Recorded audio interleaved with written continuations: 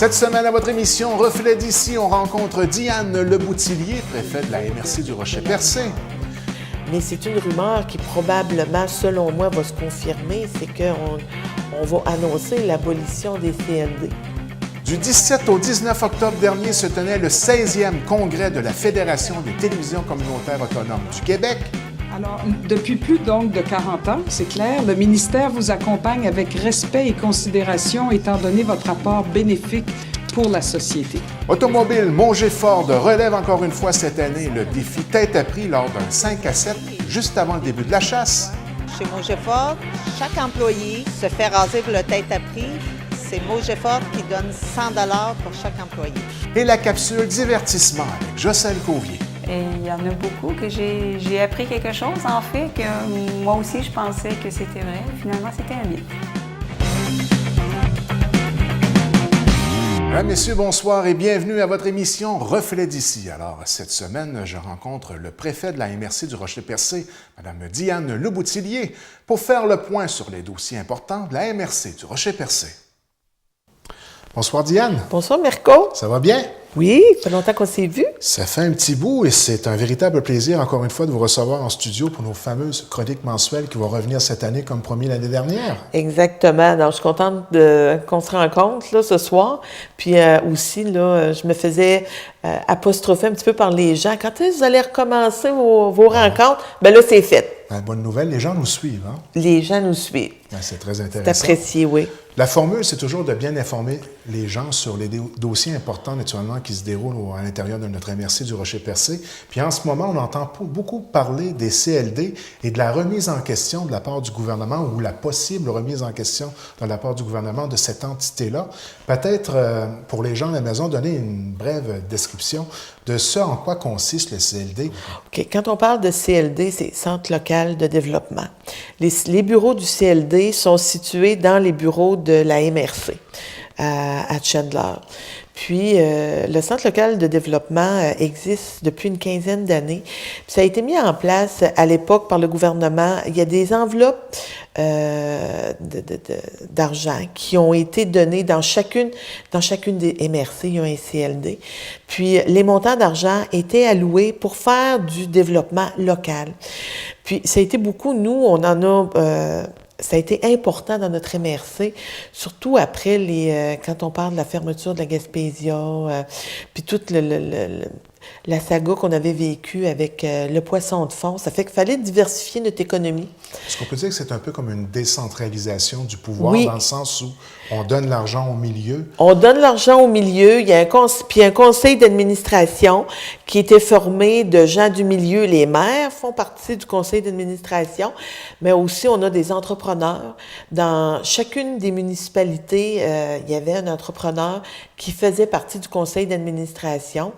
On avait des gens aussi du ministère du MEIE, le ministère de l'Économie, qui faisaient partie là, des rencontres. Puis vraiment, le but du travail des CLD, c'était d'encourager l'entrepreneuriat local, d'encourager les jeunes qui se partent en affaires, les entreprises, tous nos organismes, là, quand on parle d'économie sociale, à Tibec, je pense vous-même n'avez profité là, du CLD. Ça fait qu'il y a des argents qui étaient alloués, puis il y avait aussi tout le suivi qui se faisait par les gens qu'on vient rencontrer au CLD, parce qu'on a une belle expertise au CLD. Tout à fait. Au fil des années, naturellement, il s'est développé une expertise, puis ça offre aussi un encadrement, tant au niveau de la mise en place du projet, la réalisation du projet et la suite du projet. C'est ça, d'aider à monter les plans d'affaires. Puis on sait que souvent, là, il y a des entrepreneurs qui n'ont pas nécessairement les argents pour pouvoir s'assurer de suivi là, auprès là, de firmes privées. Mais le CLD faisait ce travail-là. Fait que, oui, fait que le plan d'affaires, vers où on s'en va, comment est-ce qu'on développe notre entreprise, qu'est-ce qui est plus rentable, moins rentable. Ça fait que ça faisait un endroit où les discussions se font, puis ça reste toujours, là, c'est confidentiel, ça se passe entre les entrepreneurs puis l'agent qui travaille avec eux. Puis ça fait que puis tout le suivi pour que l'entreprise, elle, continue de progresser. Puis qu'est-ce qu'elle peut faire aussi pour progresser? Puis aussi, on l'oriente vers les différents services parce qu'il y a beaucoup d'endroits où un entrepreneur peut aller chercher, tu peux, au niveau d'autres sources de financement, puis ça permettait tout ça. Ça fait que nos entrepreneurs n'avaient pas besoin de courir partout. Ils appelaient au CLD, il y avait quelqu'un qui les suivait, puis ça a vraiment permis de diversifier l'économie chez nous. Et souvent, le CLD a été, pour plusieurs entrepreneurs, le coup de départ qui leur a permis de réaliser ce que ces entrepreneurs-là avaient en tête comme idée de projet de départ. Souvent, ça a été comme le coup de pied qui a permis de lancer le projet puis de faire de quoi de solide. Hein? Oui, de projet de départ. De se donner les outils pour réussir. Puis de projet de développement par la suite. Oui. Tout le support aux entrepreneurs aussi, quand on parlait de trouver la relève dans des entreprises qui n'ont pas de relève, qui pensent qu'ils vont fermer. Ça fait que de faire le support à ces nouveaux entrepreneurs-là, aux plus anciens entrepreneurs qui, eux, passent à la relève. Fait que c'est tout ça que le CLD faisait. Fait que c'est certain que pour quelqu'un qui n'a pas eu à bénéficier des services du CLD, tu sais, les gens, des fois, vont se dire « regarde, ça, c'est encore une autre structure. » Puis, je peux vous dire que depuis... parce que là, on en parle, tout est au niveau de la rumeur, là. Mais c'est une rumeur qui, probablement, selon moi, va se confirmer, c'est qu'on va annoncer l'abolition des CLD. Et ce qu'on entend aussi au niveau de la rumeur, c'est qu'il y aurait un transfert qui se ferait au niveau des MRC. Lorsqu'on parle de ce fameux transfert-là, est-ce que ce serait un transfert accompagné d'une enveloppe budgétaire? Oui, mais une enveloppe budgétaire, mais je peux vous dire que l'enveloppe budgétaire va être amputée, là. Vraiment, régime minceur. Ce qu'on entend là, au niveau du gouvernement, de toute façon, ça fait partie du discours, c'est faut se serrer la ceinture. Puis le gouvernement serre vraiment là, la ceinture à tous les niveaux, là. Notre CLD, c'est combien d'administrateurs à l'heure où on se parle? Je vous dirais, on parle de 5 maires et moi, plus 5 administrateurs. On est 11 personnes, 12 avec le MEIE. Ça fait que, puis, c'est ça, c'est une douzaine de personnes on parle autour d'11 de la table. employés? Non, on parle de plus d'emplois. Là, au niveau du CLD, je pourrais pas là, spécifiquement, parce qu'il y a des gens avec des ententes spécifiques, puis, mais on a au moins là, plus qu'une dizaine d'emplois. Le président actuellement du CLD, c'est M. Bill Shin, qui est président du CLD. Mais tu sais, on parle d'emplois de gens avec scolarisés, puis des gens aussi qui ont des je cherche mon mot, là, de l'expertise. Oui. Tu sais, c'est de l'expertise, puis c'est des jeunes. Ça fait que c'est des jeunes, puis c'est des jeunes familles. Puis actuellement, je vous dirais qu'il y a énormément d'insécurité dans le milieu, parce que ce qu'on entend, on l'entend pour les CLD, mais on l'entend aussi pour d'autres organisations. Puis c'est des organisations où ce sont surtout en majorité des jeunes qui travaillent. On parle des Carrefour Jeunesse Emploi, et des jeunes familles. Puis, vous savez, nous, dans la MRC, on a vécu, puis je le mentionnais tantôt, on a vécu la crise du poisson de fond. On a vécu la fermeture de la Gaspésia. Puis je peux vous dire que la semaine passée, moi, quand j'ai appris là, les annonces, je revivais là, ce qui s'était passé là, avec la fermeture de la Gaspésia, parce que je sais que ça va affecter nos entreprises, nos entrepreneurs, les jeunes qui travaillent chez nous. Ça fait que c'était pas réjouissant là, comme nouvelle. Vous avez parlé du Carrefour Jeunesse Emploi, c'est une entité complètement indépendante, je crois. Hein? Complètement indépendante, mais là mais aussi... Mais on sait plus revoir le mandat, si j'ai bien compris. Là, dans oui, mais là aussi, médias, il va y avoir des coupures. Coupures aussi. Coupures de budget, là aussi.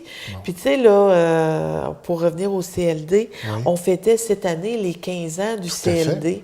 Tout à fait. Puis, Mirko, je te dis, moi, depuis la semaine passée, je finis plus de recevoir des lettres d'entrepreneurs du milieu qui nous disent toute l'importance que le CLD a. puis veulent aussi que ça se continue, là, le travail fait par les CLD. Et justement, vous parlez de témoignages. TVCGR a produit plusieurs capsules en rencontrant ces différents entrepreneurs-là qui témoignent de leur expérience avec le CLD.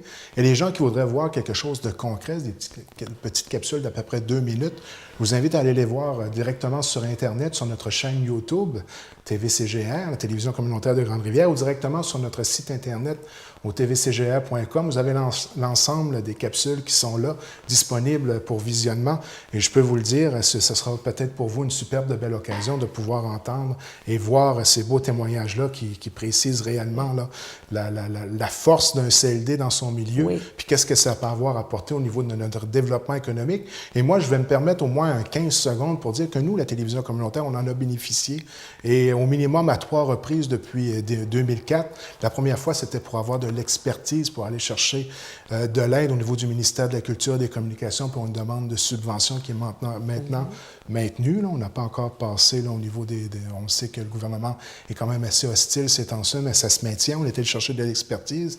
À deuxième reprise, tout dernièrement, on a fait le virage haute définition. Et puis, le CLD est un partenaire de premier plan pour la réalisation de ce projet-là. Donc, c'est une preuve vivante. Ce n'est pas simplement avec les entrepreneurs en tant que tels, mais les entreprises d'économie sociale deviennent aussi des clients et ils bénéficient de ces services-là. Ça renforce l'esprit économique de notre place, puis de faire en sorte là, qu'on puisse continuer à aller de l'avant. Puis, à un certain moment donné, ça devient même un réflexe. Aussitôt qu'on a besoin d'un conseil ou bien d'un encadrement particulier, on appelle tout de suite au CLD, puis on a un service instantané, puis on se sent soutenu. Là, parce que c'est pas facile à digérer, là, cette pilule-là. Hein? Non, puis je dirais que les régions là, réagissent là, sur l'ensemble du Québec actuellement. Là, puis, mais ça fait partie. Puis c'est ça qu'on dit. Moi, je dis toujours, c'est les politiques mur à mur que les gouvernements mettent en place qui ne sont pas adaptés aux réalités de ce qu'on vit en région. Je vous dirais qu'un CLD à Saint-Hyacinthe ou à Drummondville où ça se développe au niveau économique ou à Québec n'ont pas nécessairement, là, ils n'ont pas le même vécu que le CLD. Raison d'être, les mêmes performances non plus. Hein? C'est ça. Parce que c'est l'exemple qu'on donnait, hein, quand on parlait des structures, on était porté à comparer les CLD en région versus la performance des CLD et la vision que le monde municipal au niveau des villes avait de leur propre CLD. Il ne faut pas mélanger les cartes. Pas du tout. C'est vraiment différent. Puis nous, là, on regarde là, le premier dossier qui a été traité il y a 15 ans passé par le CLD, ça a été la vieille usine à Lens-à-Beaufils.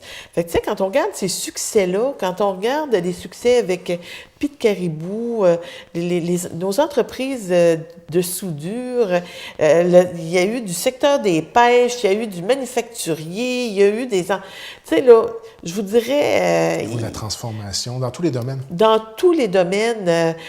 Puis on parlait tantôt d'entreprises d'économie sociale. On regarde chez Atibec. Si le CLD n'avait pas été là, Atibec ne serait pas là aujourd'hui. Tu sais, puis on parle là, de 72 emplois. Là, c'est quand même majeur chez nous. Ça fait... C'est vraiment... Là, c'est triste ce qui est en train de se passer actuellement. Au moment où on se parle, là, quel est le pouvoir qu'on a, nous, au niveau de notre région, de notre MRC du Rocher-Percé, pour faire face à cette austérité-là? Parce que, comme vous le disiez un peu en entrevue, ça semble pratiquement une décision qui est pratiquement prise.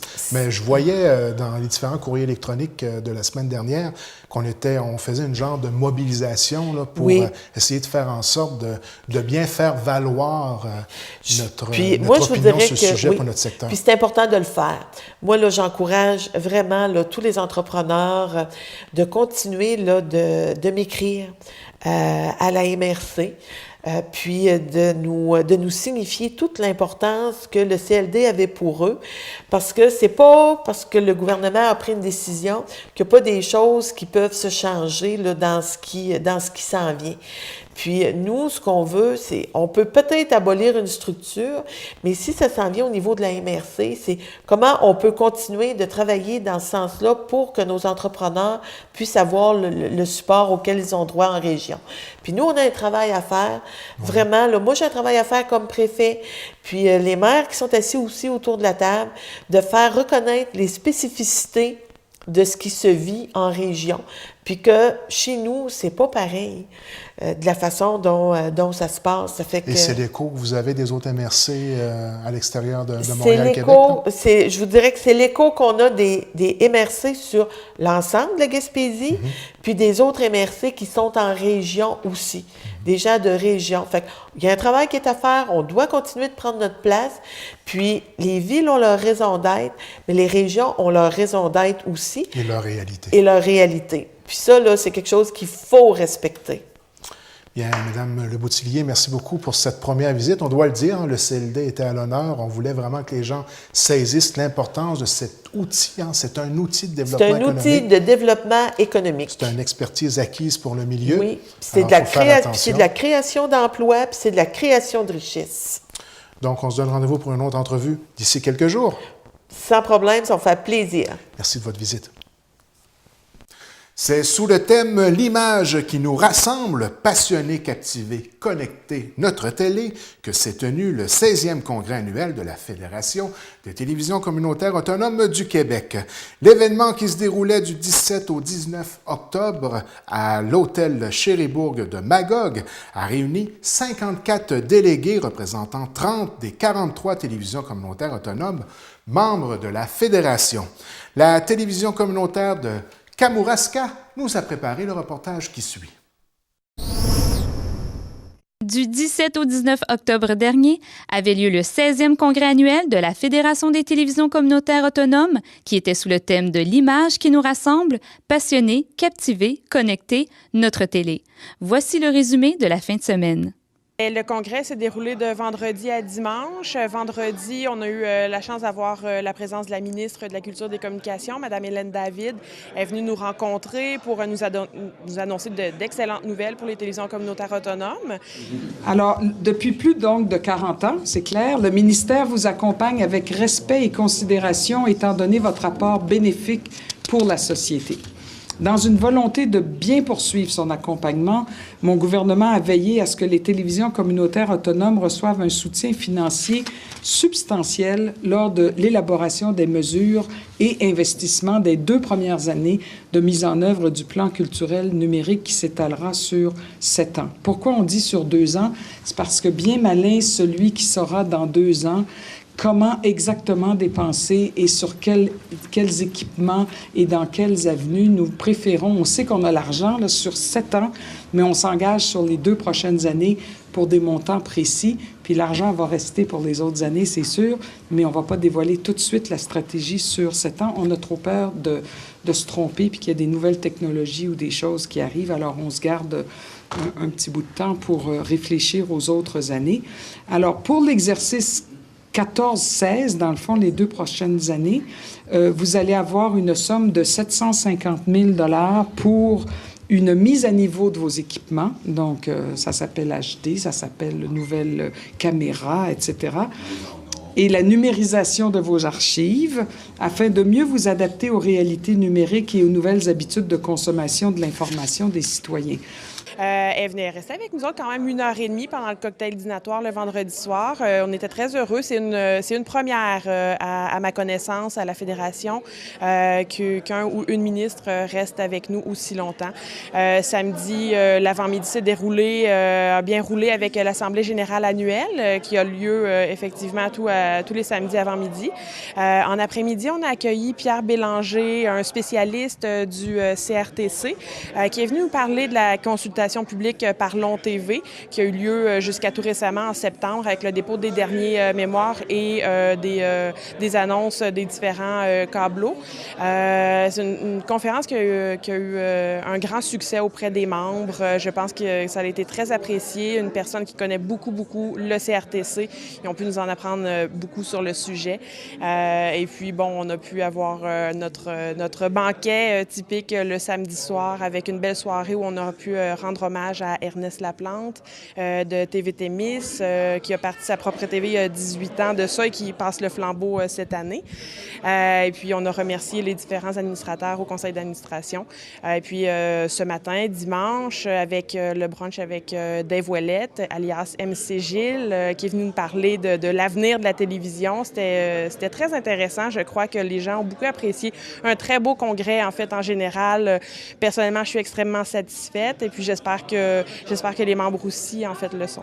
Et sur 43 membres officiels, si je ne me trompe pas, il devait y avoir à peu près 23 membres présents. Il y en a qui sont venus avec plusieurs délégués, donc on a été presque une soixantaine tout au long du week-end. On a eu aussi une annonce de nouvelles télévisions. Quelles sont-elles? Oui, TVHR9. T'es une directrice extraordinaire, on voulait te le dire. C'était un super congrès. Bon, ben merci de le confirmer. On a TVHR9 au Richelieu, qui est nouvellement membre à la Fédération. On est super content de les accueillir. Et Télévision régionale de Laval, qui est aussi membre depuis maintenant, je crois, 3 mois, qui a joint les rangs de la Fédération cette année. Le 15 octobre dernier, un 5 à 7 assez spécial s'est déroulé chez Automobile Mauger-Ford de Grande-Rivière. Maryse Mauger était sur place pour couvrir l'événement. Il existe 1001 façons de souscrire à la cause de l'Association du cancer de l'Est du Québec. Les employés de chez Mauger-Ford de Grande-Rivière en sont un exemple. Depuis quelques années et depuis le début, je crois, chez Mauger-Ford, chaque employé se fait raser pour le tête à prix. C'est Mauger-Ford qui donne 100 $ pour chaque employé. Comme c'est la chasse, et comme c'est généralement des hommes qui travaillent ici, en grande majorité, on le fait une soirée spécialement pour eux autres avant samedi, parce que samedi, ils vont tous être dans le bois. Fait qu'on le fait ici au garage depuis quelques années. Ce qui se faisait à la place du Havre, il y a 4-5 ans passés, je ne me souviens pas. Là. En plus des employés de chez Mauger-Ford volontaires pour la cause, il y avait présent sur place M. Carole Moreau de chez Bleu FM qui relevait son défi, ayant amassé un montant de 1043 $. Au total, 17 participants, dont 5 chasseurs, 12 employés, en plus d'un garçon âgé de 7 ans qui appuyait la cause comme son père. Grâce à cette activité de financement, Mauger-Ford remettra un montant de 1 100 $ à l'Association du cancer de l'Est du Québec pour le défi Tête à prix.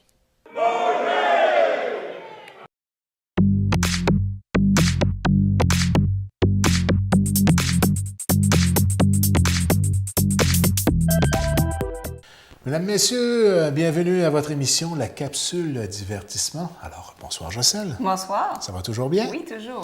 Alors, cette semaine, une capsule divertissement, j'imagine, toujours divertissante. On va essayer. On parle de mythes. Effectivement, c'est pas la première fois que je fais une capsule sur les mythes, mais c'est qu'il y en a tellement. Et donc, l'émission d'aujourd'hui, c'est pour essayer de déconstruire certaines idées fausses qui circulent. Et il y en a beaucoup que j'ai appris quelque chose, en fait, que moi aussi, je pensais que c'était vrai. Finalement, c'était un mythe. Bon, on va découvrir ça ensemble tout de suite. On débute avec Christophe Colomb aurait permis de découvrir que la Terre était ronde. Donc, on voit Christophe Colomb à l'écran.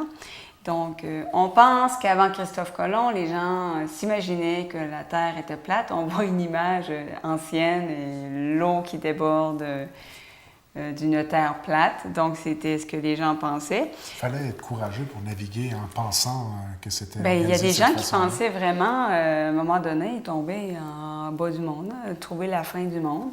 Et donc, non, ce n'est pas Christophe Colomb. En fait, on savait au Moyen Âge que la Terre était ronde. Et là, ce qu'on voit à l'écran, c'est Aristote. Et Aristote, au 4e siècle avant Jésus-Christ, avait même fait un traité sur le sujet. Et il y avait même... des preuves. Et on voit, entre autres, on avait remarqué par rapport aux bateaux, la façon qu'on voyait les bateaux arriver avec les mâts, que ça pouvait seulement se produire avec une terre ronde. Parce que si la terre était plate, évidemment, on verrait le bateau arriver toujours de la même façon, au lieu de voir seulement le mât apparaître, disparaître, etc. Donc, c'est notre ami Aristote qui avait fait un traité là-dessus. Ce qu'on voit à l'écran, c'est Galilée, une idée qui circule énormément, c'est que Galilée aurait été condamné car il aurait affirmé que la Terre était ronde. On a même dit qu'il avait été brûlé vif par l'Église catholique. Alors, c'est faux. C'est vrai qu'il y a eu une espèce des jurys qui l'ont condamné, mais en fait, c'est ce qu'on voit à l'écran, c'est parce qu'il avait affirmé que la Terre n'était pas le centre de l'univers. Et pour l'Église catholique, la Terre était le centre de l'univers. On faisait une transcription littérale de la Bible. On pensait que ce qui était dans la Bible, il fallait vraiment l'appliquer à la vie courante à 100%, alors qu'aujourd'hui, on fait preuve de plus de flexibilité. Ce qui est arrivé, c'est que Galilée a été condamné pour avoir affirmé que la Terre n'était pas le centre de l'univers et on lui a demandé d'être dans une maison, de ne plus en sortir jusqu'à sa mort. Il n'a pas été brûlé vif, il a quand même été condamné, mais ce n'est pas pour cette idée-là. Il faut comprendre qu'à l'époque, c'était difficile de remettre en question ce qui était enseigné par l'Église en tant que telle. Hein? Effectivement. Même à la limite, ça prenait un certain courage. Là. C'est vraiment une réalité auquel on peut dire c'est un peu les premiers scientifiques, lorsqu'ils ont décidé d'expliquer les choses autrement que de par la religion, se sont heurtés là, à ce genre de condamnation-là, de réalité à laquelle ils devaient faire face par la suite, en assumant cette prise de position. Hein? En fait, l'Église catholique avait une place très importante dans la société. Elle dirigeait tout au niveau de la politique, en fait, tout dans la vie des gens.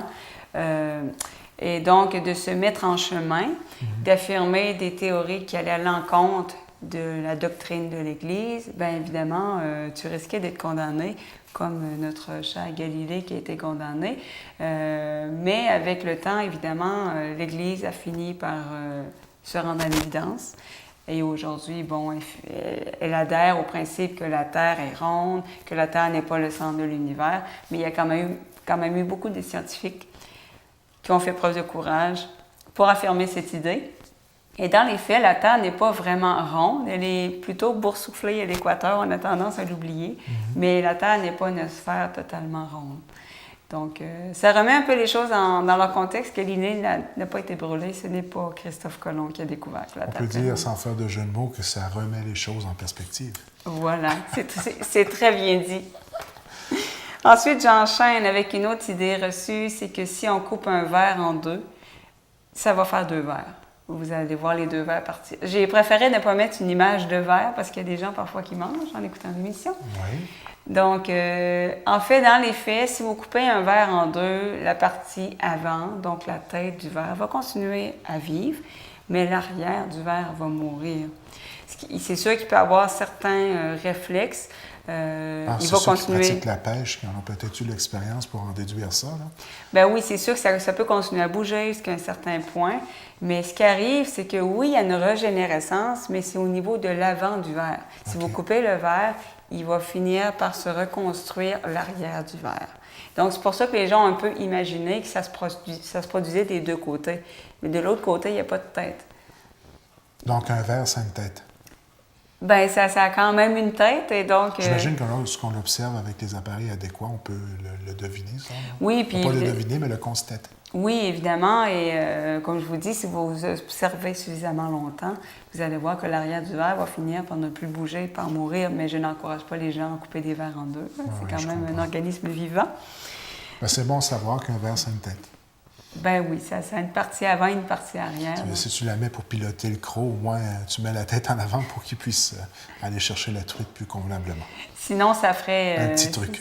Oui, ça ferait beaucoup de verres si les coupés, c'était fait de façon symétrique des deux côtés. Mais non, il y a quand même un avant qu'on pourrait appeler une tête, finalement. Ben, voici un mythe démystifié. Démystifié.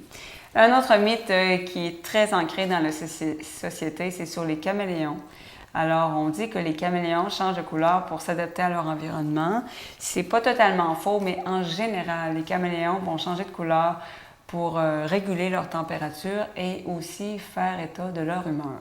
Donc, Ah, si un oui. caméléon est fâché, il va vous le faire savoir. Surtout, c'est un langage envers les autres caméléons pour un peu expliquer dans quel état d'esprit il se trouve. Moi, j'étais persuadé que c'était exclusivement pour se protéger Oui, des bien moi prédateurs. aussi, je veux dire, c'est ce qu'on entend partout, mais non, en général, c'est vraiment pour les humeurs. Donc, ça a plusieurs fonctions. Ça a plusieurs C'est pas fonctions. uniquement Ou pour la température. pour se camoufler là, des prédateurs. Exactement. Intéressant. Ensuite, une autre idée que j'entends souvent, c'est que les ongles et les cheveux continuent à pousser lorsqu'on meurt. Ça, c'est vrai.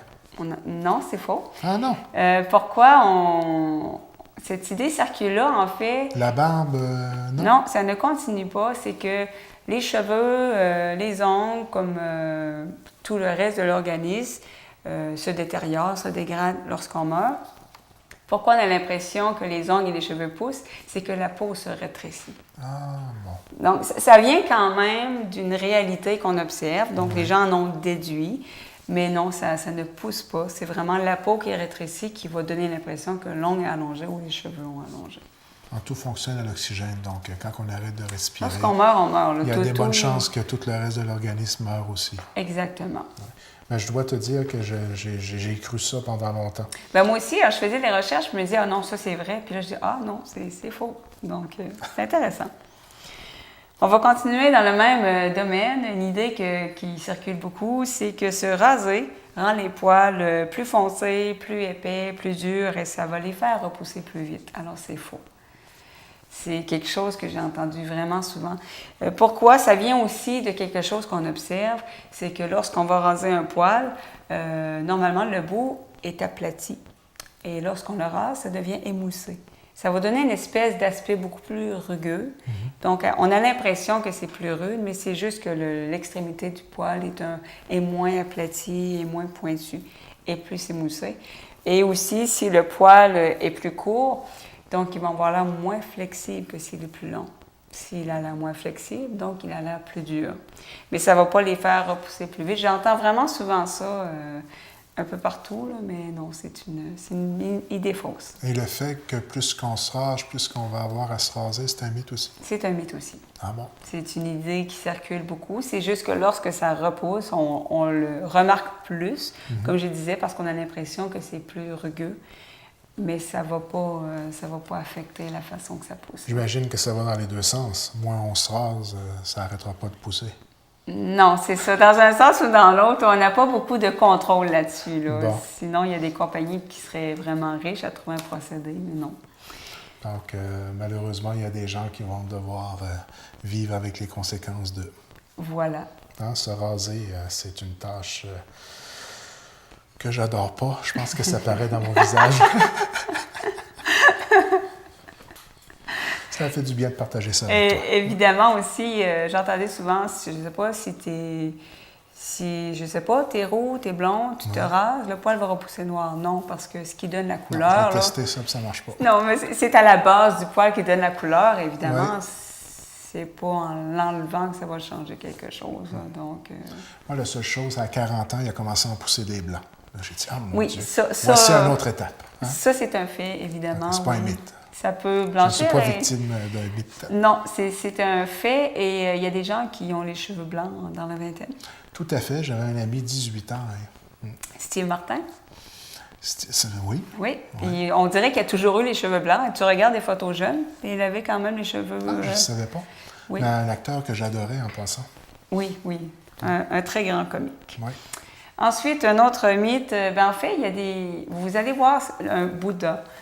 Ça se vend beaucoup, ça porte chance. C'est l'image de Bouddha pour beaucoup de gens. Et en fait, c'est pas une image de Bouddha. Ça, c'est l'image de Bouddha. Ce qu'on voyait auparavant, c'est en fait un moine chinois du 10e siècle nommé Bouddhaï.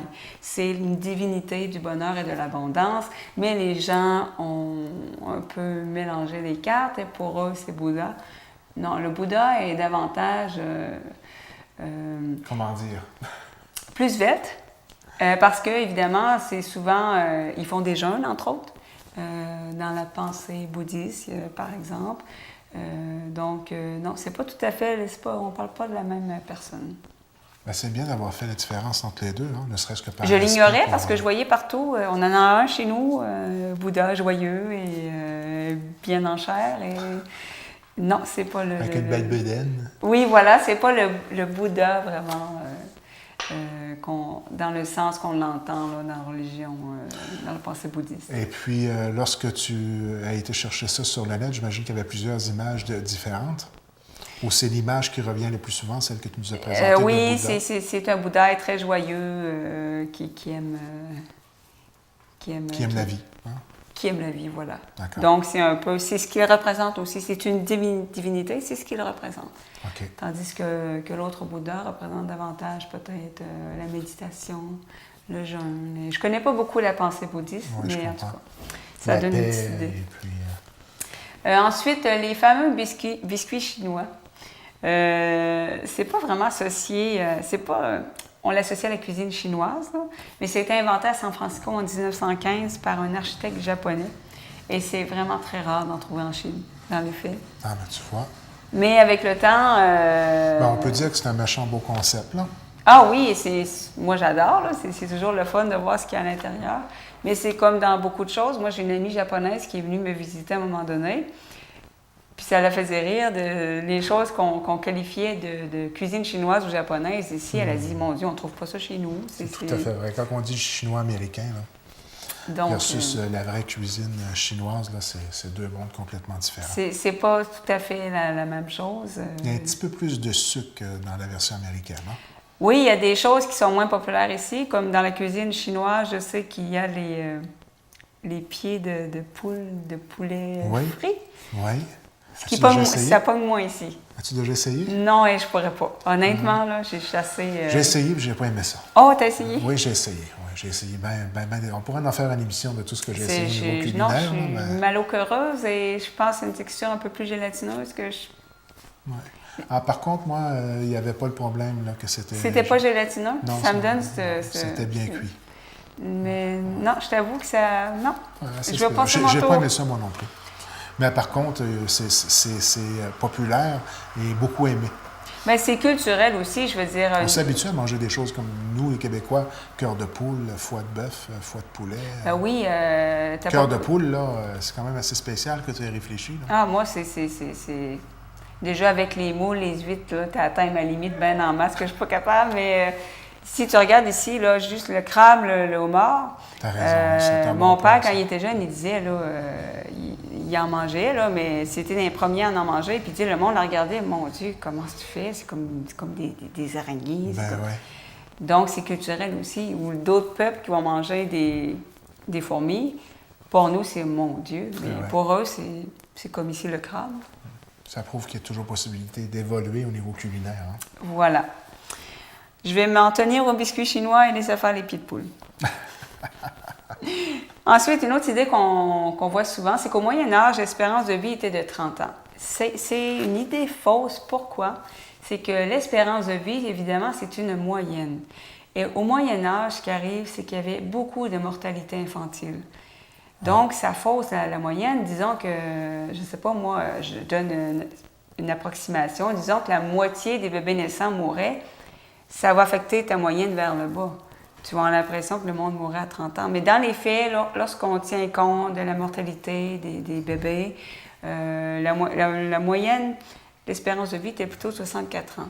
Ouais, c'est impressionnant, ça, comme statistique. Qui est, en Angleterre, là, c'est quand même... un homme pouvait espérer vivre jusqu'à 64 ans. Bien, c'est pas loin de l'espérance de vie actuelle. On est quoi, le 75-80 maintenant? Oui, dans les 80. Donc, ça m'a surpris. Parce que ça circule tellement qu'au Moyen-Âge, à 30 ans, tu étais un vieillard. 40 ans, là. Mais non. Donc, c'est vraiment... Donc, on le comptabilisait de par statistique à cette époque-là aussi. Ben oui, je dois comprendre. On faisait des moyennes, mais si tu inclus la mortalité infantile, c'est sûr que ça fait diminuer de beaucoup ta moyenne d'âge. C'est comme si, je sais pas, moi, T'as 50 bébés qui mouraient à la naissance, puis t'as une dizaine de personnes qui mouraient à 64 ans, bien, ta moyenne, elle ne sera pas de 64, là, elle va être peut-être de 10 ans, 15 ans. Donc, ça, c'est une formule mathématique. Oui, je ne rentre pas dans les détails des statistiques. Oui, je comprends. Mais je pense que l'exemple était quand même assez clair. Là. Alors voilà, la moyenne d'âge n'était pas si basse que ça. Ben, c'est impressionnant, 64 ans, regarde, c'est 10 ans de C'est quand même différence. un âge respectable, là. C'est sûr, c'est jeune, mais je veux dire, pour l'époque, étant donné qu'il n'y avait pas de soins médicaux dignes de ce nom, Oui, soins dentaires non plus. là. les salubrités, hygiène douteuses, donc c'était quand même impressionnant. Là. Oui, puis les soins dentaires non plus, hein, je tiens à le dire, parce que Ouais. c'était quelque chose à cet C'est âge-là, à l'époque. une bonne rage de dents, pas de dentiste, Et puis j'ose pas ouais, imaginer ouais. comment on arrachait les dents. Eh oui. Ensuite, la gomme avalée reste dans le corps pendant des années. On dit des fois que ça reste 7 ans. Mais quand j'étais jeune, j'entendais ça, avale pas ta gomme, ça va rester là, puis ça s'en va plus. Puis... On va rester pris. Quand on est jeune, on entend des affaires. Hein? Ouais. Puis non, en fait, ça va rester une semaine. Tu vas péter, tu vas faire des ballons. On entendait toutes sortes d'affaires pour nous dissuader de faire des choses. Mais dans les faits, ça reste peut-être une semaine. Mais évidemment, je ne vous le conseille pas d'avaler la gomme. Là. C'est pas... Est-ce que dans ta recherche, on le sait pourquoi qu'on ne doit pas avaler le gomme? Je me l'ai toujours posé, la fameuse... J'avale pas ma gomme, là. Ben non. Mes gommes que je consomme. On disait simplement que ça allait suivre son cours. C'était pas quelque Pareil, chose... pour un animal, pour un chien, c'est très dangereux, hein, ça peut-tu? Ben, Ça, c'est un mythe? J'imagine que ça peut faire j'ai pas fouillé la question, mais ça fait peut-être des occlusions intestinales, ça bouge peut-être. Ouais. Dans le fond, c'est comme avaler un corps étranger. À un moment donné, c'est sûr que ça peut faire une espèce de bouchon qui peut être très dangereux et on doit aller à l'hôpital. Peut-être, honnêtement, j'ai... C'est ça, c'est pas une matière qui se digère, comme toutes les matières qui se digèrent pas. Si c'est assez gros, ça se peut que vous bloquez l'intestin. Donc, ça doit être le principe, mais à moins d'avaler... Ça n'a pas été inventé pour être avalé, disons. Non, mais je veux dire, si vous en avalez une, je pense pas que c'est pas grave. Si vous avalez un paquet au complet, ben là, trouvez-vous un autre passe-temps parce que... Ça existe de la nourriture. Oui, ça existe de la nourriture qu'on peut digérer. Ensuite, pile ou face. On a l'impression que c'est 50-50. Mais on a fait des études et c'est plutôt 51-49. Les chances que ça tombe sur pile ou face. En faisant le flip à partir du Oui. pouce? Les chances qu'elle tombe sur face sont de 51 chances sur 49. Il y a plus de chances que ça tombe sur face. On ne comprend pas tellement encore pourquoi, c'est de la physique, mais il y a des étudiants qui ont fait l'expérience à Stanford, aux États-Unis, des milliers de fois. Et ça donnait toujours ça. À partir du flip? Oui, ça donnait toujours 51-49. 51 de chances que ça tombe sur face et 49 que ça tombe sur pile. Est-ce qu'on parle de la méthodologie qui a été appliquée pour le réaliser? On faisait vraiment... De flip, parce que j'ai remarqué une différence entre la flipper avec le pouce, puis c'était pas précis. Je ne sais pas si c'était le flip ou laisser tomber par terre, okay. Mais on a fait des milliers de fois pour que ce soit... Avec la même méthode, j'imagine, oui, pour que ce soit... reproductible, pour okay. que ce soit, on puisse tirer des conclusions, évidemment. Tout à fait. Okay. Et c'est 51 de chances que ça tombe sur face, donc c'est un truc, si vous faites ça la prochaine fois avec quelqu'un, ouais. Et que ce quelqu'un-là ne sait pas ça, prenez face. Un avantage de 1 C'est pas beaucoup. Ensuite... Ça dépend de la grosseur de la gageure. Ben oui, c'est ça. Ça dépend de ce qui est en jeu, évidemment. Ouais. Donc, on choisit un petit truc nos causes. On choisit nos causes, évidemment. Ensuite, on y va dans le sport. Je cherche une image représentative. C'est qu'il y a une idée qui circule que dans les séries, les joueurs n'ont pas de rapport sexuel avec leur conjointe. T'as vérifié? Parce que ça diminuerait la performance. Ouais. On dit que la personne serait plus dans un état plus relax. Ça aussi au niveau des boxeurs. Et c'est dans tous les sports. C'est une idée qui circule. Et je l'entends toujours dans le hockey, dans les séries, que les conjointes des joueurs doivent attendre. Abstinence. Et c'est faux. Et non seulement c'est faux, mais il paraît que c'est le contraire. Parce que d'avoir des rapports sexuels juste avant un match, la veille, le jour même, en fait, ça fera augmenter la testostérone qui améliore la performance. Ah oui. Tenez-vous-le pour dit, sportifs de ce monde. Il y a des sportifs qui seraient peut-être contents d'entendre la chronique divertissement. Bien, si vous vous empêchiez, en tout cas, selon certains, on fait des études surtout. Hein? Bon. Donc, ensuite, on dit toujours léger comme un nuage, ça représente quelque chose de très léger, évidemment, mais en fait, c'est très lourd. Et l'unité de mesure des nuages, c'est l'éléphant. Ah oui. J'ignorais. Un nuage cumulus, comme on vient de voir, ça pèse en moyenne 100 éléphants. Donc, ce qu'on voit à l'écran, là, un cumulus, Et un nuage de tempête, comme on voit présentement, ça pèse 200 000 éléphants.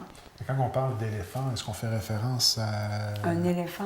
à l'âge adulte, son poids? Oui, un éléphant adulte. Je ne sais pas pourquoi c'est une unité de mesure. Je pensais que c'est une joke. OK. J'ai été voir des sites scientifiques et c'est une unité de mesure. Ah oui. Oui, l'éléphant. Qui fait référence à l'animal. Qui fait référence à l'animal. Donc, des nuages, c'est pas si léger qu'on pense. Ben, ça m'a vraiment énormément surpris. Ça s'est surprise. demandé comment ça fait pour tenir en hauteur. Évidemment, c'est sur une grande surface, mais quand même, c'est très, très impressionnant. Alors, on vient d'en prendre une bonne. Eh oui. Ensuite, une autre idée qui circule et que j'entends vraiment souvent, c'est de toucher un bébé oiseau va faire que sa mère va le rejeter. C'est faux. Et comment on s'est rendu compte de ça? C'est qu'on bague des oiseaux. Donc, on va mettre une petite bague dans la patte de l'oiseau pour faire différentes recherches. Et on n'a pas observé que l'oiseau était rejeté. On ne conseille pas d'aller toucher des bébés oiseaux parce que souvent, la mère est dans les parages et ça se peut que vous vous faites attaquer par la maman oiseau. Et donc, aussi, parfois, c'est que l'oiseau essaie de voler. Il tombe de son nid, première tentative pas réussie. Donc, ça fait partie de son processus d'apprentissage. Mais évidemment aussi, il y a des oiseaux qui sont vraiment tombés et qui ont besoin d'aide. Et je connais beaucoup de gens qui recueillent les oiseaux, les bébés oiseaux, que c'est évident qu'il n'y a personne pour les aider. La maman n'est plus là. Et bravo. Moi, je félicite ce genre d'initiative. Il y a des gens qui vont en prendre soin jusqu'à temps qu'ils sont à un âge capable de retourner dans la nature quand ils sont capables. Parce que c'est important de dire aussi que certains oiseaux, quand tu en prends soin, à un moment donné, ils deviennent d'un état dépendant de toi et ils ne peuvent plus retourner dans la nature pour chasser. Donc, si on s'embarque dans ce genre d'aventure-là, c'est de favoriser le retour à la nature le plus rapidement possible, j'imagine? Bien, informez-vous. C'est pas quelque chose qu'on fait n'importe comment. Et dépendamment de l'oiseau, il y a des différentes nourritures à lui donner, différents soins. Donc, informez-vous pour savoir quoi faire, quoi ne pas faire si vous voulez le retourner dans la nature. Donc, il y a des sites Internet très complets là-dessus. Donc je félicite ceux qui le font, bravo. Donc, dans le fond, on ne se prive pas de porter aide, hein? Non, parce que c'est un mythe de penser ça. Non, vraiment, on bague les oiseaux depuis des dizaines d'années. Il n'y a pas de problème. Bon. Ensuite, un autre mythe, c'est que Napoléon était petit. On en parle souvent, on ridiculise souvent Napoléon parce qu'il était court. À sa mort en 1821, l'empereur mesurait 5 pieds 2 pouces 4 lignes, mais ça, c'est des pieds français. Si on traduit en pieds qu'on connaît, nous, c'est 5 pieds 7, qui est quand même respectable pour un homme. C'est pas dans les plus grands. On voit une image à l'écran. Et il a l'air évidemment court. Pourquoi? C'est qu'on le voit toujours avec sa garde impériale et les gens de sa garde impériale étaient choisis pour leur grandeur. Évidemment, un garde du corps, ben si c'est grand, c'est impressionnant. Donc c'est pour ça que Napoléon a l'air tellement court. Mais dans les faits, il n'était pas tant que ça. Pauvre Napoléon, il était victime de son entourage. Effectivement. Ensuite, on entend souvent qu'il faut attendre 1 heure après s'avoir baigné. Avec un chat. Je cherchais une image, j'ai dit qu'un chat. On dit que ça augmente pas tellement les risques de noyade, mais l'inconfort, évidemment. Mais par contre, ce qui est très dangereux et qu'on n'entend presque pas parler au Québec, moi, j'ai découvert ça cet été, l'hydrocution. Qu'est-ce que c'est? C'est que vous êtes, l'été, il fait super chaud dehors, il fait 30, vous êtes à la plage, vous avez chaud, puis vous avez envie de vous sauter à l'eau. Et évidemment, la mer ici, même l'été, ça reste froid, on s'entend, et vous sautez d'un coup. Donc, vous pouvez souffrir d'hydrocution, ce qui va faire que la différence de température entre votre corps, votre peau qui est très chaude et l'eau froide, va faire que vous pouvez perdre conscience. Et dans les faits, il y a beaucoup de noyades qui sont causées par l'hydrocution. Et on ne comprend pas, on se dit, mon Dieu, c'est un grand nageur, il sait nager. Mais il n'y a personne qui est à l'abri de ça, même si c'était le meilleur nageur au monde. Si tu perds conscience, ben il n'y a pas grand-chose à faire. Donc, ce qu'on conseille aux gens, c'est de se saucer très graduellement. Donc, si l'eau est très froide, d'y aller, se saucer tranquillement. C'est évidemment, si vous venez de manger, évidemment, manger, ça demande un effort à notre corps et ça produit de la chaleur, l'action de digérer. Donc, si votre peau est chaude, en plus, vous venez de manger un repas assez copieux, votre chaleur augmente, vous augmentez vos risques de perdre conscience dans l'eau. C'est dans ce sens-là que manger avant de se baigner va augmenter les risques de noyade. Pas dans le sens que d'avoir l'estomac plein, tu te noies, tu as une crampe, tout ça. C'est pas tellement dans ce sens-là. Ce qu'on disait, j'étais voir des sites de secouristes et on disait que c'est plutôt que ça augmente votre température. Mais évidemment, c'est jamais conseillé de manger beaucoup avant d'aller se baigner parce qu'il faut avoir un certain confort. Je veux dire, c'est toujours comme dans le sport. C'est mieux d'y aller léger parce que ça demande beaucoup au corps de digérer. C'est un exercice en soi qui est Et c'est souvent sous-estimé, hein? Parce que ça demande en énergie à notre corps de digérer tout simplement. Exactement. Donc, si vous voulez diminuer les risques d'inconscience, de noyade, bien, attendez, saucez-vous tranquillement et attendez avant de manger quelque chose d'assez lourd. Là, parce que le risque de noyade est plus par rapport à l'hydrocution. Moi, je pensais que c'était plus d'avoir l'estomac plein que... Donc, c'est quelque chose, et d'ailleurs, je ne comprends pas pourquoi on n'en parle pas beaucoup au Québec. On en parle énormément en France, et l'eau en France est quand même plus chaude qu'ici. Ici, au Québec, la différence est assez marquée, et j'ai jamais entendu parler de ça avant aujourd'hui. J'ai entendu ça dans un article français. Eh bien, dis donc. Eh bien, dis donc, on en apprend des choses. Finalement, le dernier mythe, le fruit défendu était une pomme. C'est jamais écrit dans la Bible que c'était une pomme. On en a conclu pourquoi, dans le livre de la Genèse, c'est que le terme hébreu original, c'est le mot Mali. Et Mali, ça signifie à la fois démon et pomme, et ainsi de suite. C'est pour ça qu'on en a déduit que c'était une pomme. Souvent, ça arrive dans la Bible qu'un mot est traduit pour son deuxième sens, et ça change beaucoup. Parce que dans le livre de la Genèse, on parle d'un arbre de fruits. Et il y a plusieurs hypothèses.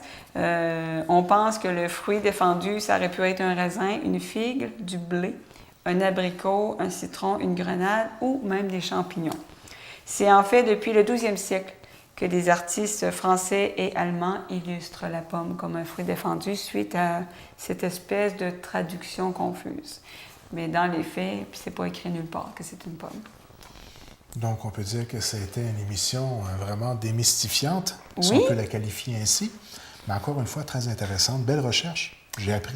Bien, moi aussi, en faisant la recherche, j'ai beaucoup appris. Puis tant mieux si les gens aiment. Peu de poutine extra fromage barbecue avant d'aller dans la rivière de la Brèche-à-Melon. Je suis contente, t'as appris. Bien, merci encore une fois. Et la beauté de la chose, rendez-vous la semaine prochaine. Mesdames, Messieurs, c'est tout pour cette semaine. N'oubliez pas que notre programmation est disponible sur le web, au tvcgr.com et sur YouTube, sur la chaîne TVCGR. Vous pouvez nous laisser vos commentaires au tvcgr@commercial-hotmail.com ou directement sur Facebook. TVCGR est toujours à la recherche de bénévoles pour la réalisation et le montage de ces émissions. Vous souhaitez vivre une expérience en audio-vidéo ou en communication? On offre de la formation. Contactez-nous au 418-385-3909. Alors, c'est tout pour cette semaine. On se laisse sur des images d'une belle initiative de la municipalité de Sainte-Thérèse de Gaspé.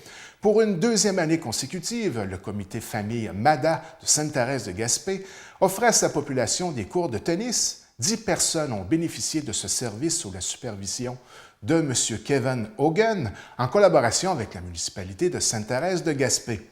C'est tout pour cette semaine. Rendez-vous la semaine prochaine.